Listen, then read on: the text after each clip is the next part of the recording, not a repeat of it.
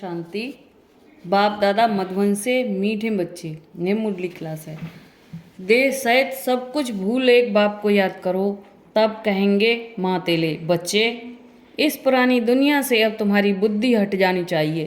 प्रश्न है, बाप का ज्ञान किन बच्चों की बुद्धि में सहज ही बैठ जाता है? उत्तर, जो गरीब बच्चे हैं, जिनका मोह नष्ट है और बुद्धि विशाल है। जिनका मोह नष्ट है और बुद्धि विशाल है, उनकी बुद्धि में सारा ज्ञान सहज ही बैठ जाता है। बाकी जिनकी बुद्धि में रहता हमारा धन, हमारा पति, वह तो ज्ञान को धारण कर ऊंच पद नहीं पा सकते। बाप का बनने के बाद भी लौकिक संबंधों को याद करना माना कच्ची सगाई है। उन्हें सौतेला कहा जाता है।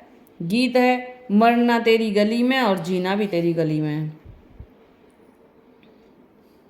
ओम शांति। और मुरली के कुछ पॉइंट हैं। मीठे मीठे बच्चों ने गीत का अर्थ तो आप ही समझा होगा। जब जीते जी आकर के बाप का बनना है और पुरानी दुनिया जिसको रौरव नरक कहा जाता है, उनको भूलना भी है और छोड़ना भी है ही। नौरव नरक को भूल फिर स्वर्ग को याद करना है। अपने को आत्मा समझ अपने बाप को याद करना है। पुरानी दुनिया बुद्धि से हट जानी चाहिए। उनके लिए पुरुषार्थ करना चाहिए। यह है जन्म जन्मांतर का कर्म बंधन, एक जन्म का नहीं है। जन्म जन्मांतर का कर्म बंधन है। कितने पाप किस किस के साथ किए तो वह सब जन्म ले भोगने पड़ते हैं। तो इस कर्म बंधन की दुनिया को भूल जाना है। यह छीछी दुनिया है, पतित शरीर है ना, इससे मोह मिटाना है। गरीबों का मोह तो सहज ही मिट जाता है, साहूकारों का तो मुश्किल ही मिटता है। वह समझते हैं हम स्वर्ग में सुखी बैठे हैं। अब साहूकार क्या समझते हैं कि हम तो स्वर्ग में सुखी बैठे हैं, है ना, पर गरीब दुखी है। ऐसे समझते हैं गरीब तो दुखी है और हम तो स्वर्ग में बैठे हैं। मतलब ये अमीर लोग समझते हैं ऐसा, है ना। तो बाबा ने क्या बताया है, यूं तो सारा भारत ही गरीब है, फिर तो उनमें भी जो गरीब हैं वह झट उठाते हैं। उन्हों के लिए ही बाप आते हैं। गरीबों के लिए ही तो भगवान आए हैं। गरीबों को जास्ती वर्षा मिलता है। सब सेंटर्स में देखो, साहूकार कोई मुश्किल ही ठहर सकते हैं। साहूकार तो मुश्किल से ही ठहर पाते हैं। स्त्रियां भी गरीब घरों की ही आती हैं। धनवान को तो पति से सुख मिलता है, इसलिए उनसे बुद्धि योग टूट नहीं सकता। गरीब ही अक्सर करके ज्ञान लेते हैं। बाप है ही गरीब निवाज, जिस बाप को सब याद करते हैं, परंतु ड्रामा अनुसार भक्त भगवान को जानते नहीं। भगवान तो है ही भक्तों का रक्षक, भक्ति का फल देने वाला, सदगति दाता एक बाप है। तुम बच्चे बाप द्वारा भी ज्ञान की बातें सुन रहे हो।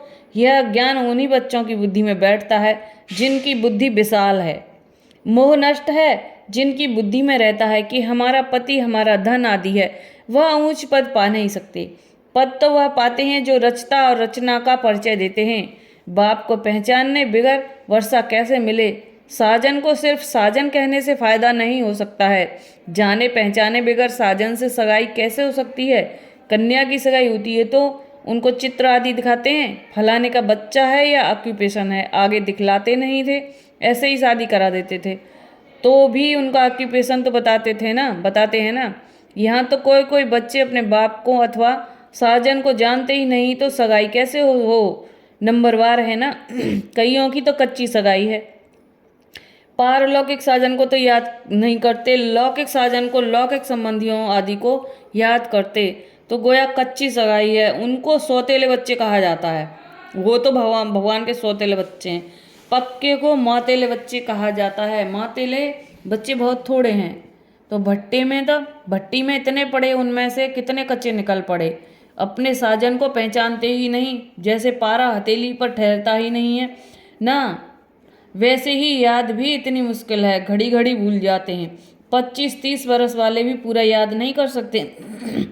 तुम तो जानते हो पारलौकिक साजन स्वर्ग के 21 जन्म के लिए महारानी महाराजा बनाने वाला है। षष्ठी के आदि मदंत को जानने वाला है।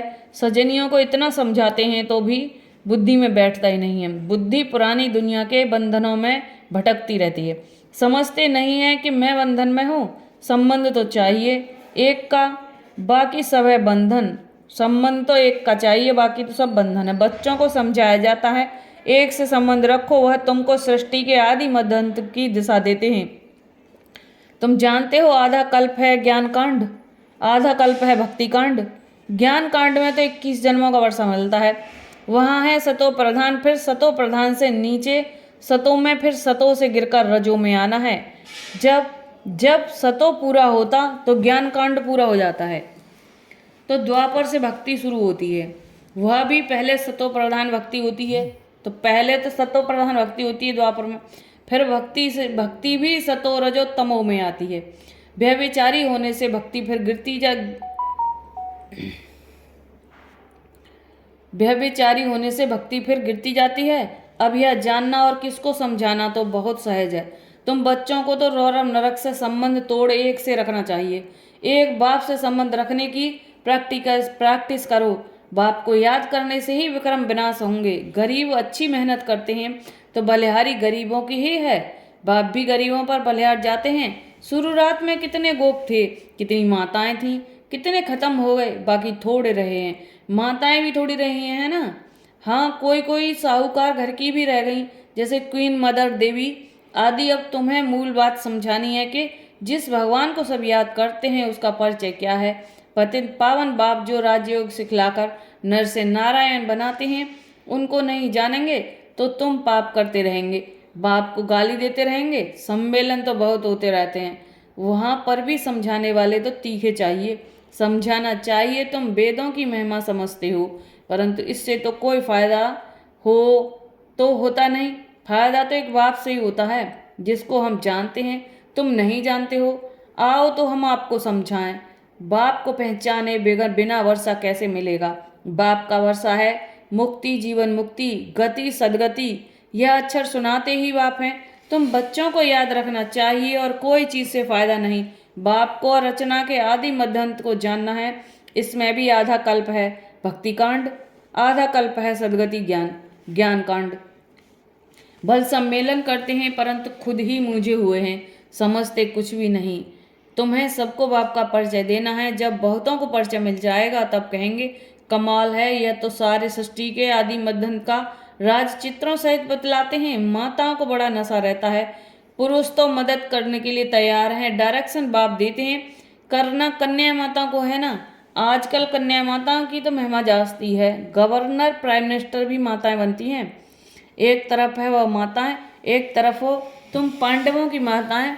उन्हों की तो उछल जास्ती है क्योंकि उनका राज्य है। तुमको तो 3 पैर पृथ्वी के भी नहीं मिलते हैं वो भी मुश्किल से मिलते हैं। बाप तुम बच्चों को अनेक राज समझाते रहते हैं, तुम अभी स्वर्ग का वर्षा पाते हो। साजन तुमको श्रृंगारते हैं, महारानी बना देते हैं।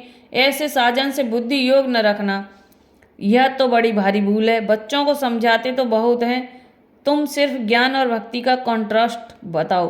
भारत में ही गाया हुआ है, दुख में सिमरन सब करे, सुख में करे न कोई।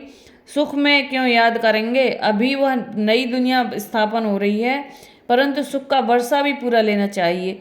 माता पिता जानते हैं हर एक कितना लायक है। मौत जब नज़दीक आएंगी तो बताएंगे तुमने पुरुषार्थ पूरा नहीं किया, तब तुम्हारा ऐसा हाल हुआ। वह भी बताएंगे कि तुम किस किस्म के प्रजा में जाएंगे, किस किस्म के नौकर चाकर बनेंगे, सब बताएंगे। अच्छा, ओम शांति।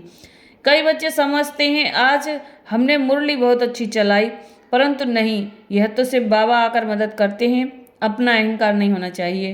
तुमको तो बाप सिखलाते हैं, जो तुम सुनाते हो। बाप न होता तो तुम्हारी मुरली काहे की। मुरलीधर के बच्चों को मुरलीधर बनना चाहिए, नहीं तो ऊंच पद पा नहीं सकेंगे। भल कुछ न कुछ फायदा हो जाता है। कोई सेंटर खोलते हैं तो बहुत आशीर्वाद मिलती है। इतना समय पढ़ाई की है तो आप ही सर्विस कर सेंटर जमाना चाहिए। खुद सीखते हैं तो क्या औरों को नहीं सिखला सकते। ब्रह्मा कुमारी की मांगनी करते हैं तो बाबा समझ जाते हैं शायद खुद में इतना ज्ञान नहीं है, बाकी यहाँ आकर क्या करते हैं।